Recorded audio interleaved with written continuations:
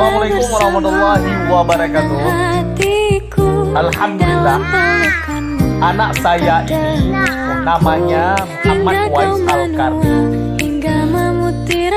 Saya tertarik dengan nama ini karena nama seorang aulia Allah Subhanahu wa Ta'ala yang dulunya beliau sangat berbakti kepada ibunya, sehingga beliau melatih membawa seekor lembu dari negeri Yaman,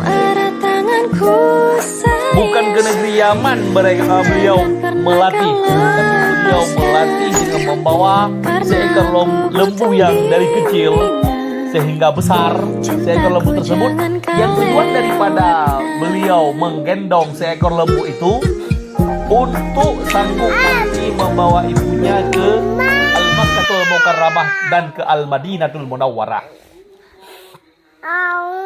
Dalam perjalanan beliau melatih diri supaya beliau nantinya sanggup membawa ibunda tercinta ke negeri Mekah ataupun ke Baitullah. Dalam perjalanan tersebut banyak kalangan-kalangan yang bilang beliau ini adalah seseorang yang gila, seseorang yang tidak waras. Mengapa demikian? Karena kalau secara waras, kalau secara berakal, tidak mungkin seseorang menggendong seekor lembu yang mana lembu tersebut adalah binatang. Karena tujuan beliau ini untuk sanggup nantinya menggendong ibunda yang tercinta, makanya beliau tidak peduli kata orang lain, karena beliau mempunyai visi dan misi yang tertentu. Kemudian dalam hal tersebut beliau adalah merupakan yang sangat mulia di langit. Yang namun kalau di bumi beliau tidak mulia. Mengapa beliau tidak mulia di langit? Mulia di langit yang namun tidak mulia di bumi? Karena kalau secara pandangan, lahir, beliau ini merupakan seseorang yang tidak waras. Ya, padahal beliau adalah seseorang yang sangat bersih hatinya, yang sangat ikhlas melatih fisik, melatih badannya. Guna dan tujuan hanyalah untuk membawa ibunda tercinta ke Baitullah.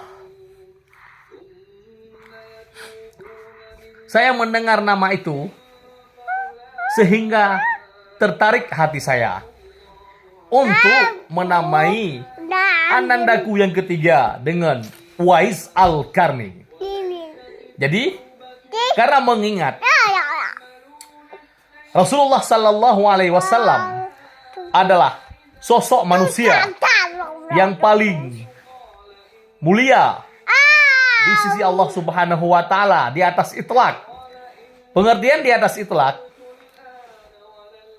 kalau kita kumpulkan semua makhluk hidup yang ada di atas permukaan bumi ini, kalau kita kumpulkan semua hewan-hewan, manusia-manusia, malaikat-malaikat, binatang-binatang, dan semuanya yang ada di atas permukaan bumi, beliaulah yang sangat mulia di sisi Allah Subhanahu wa Ta'ala.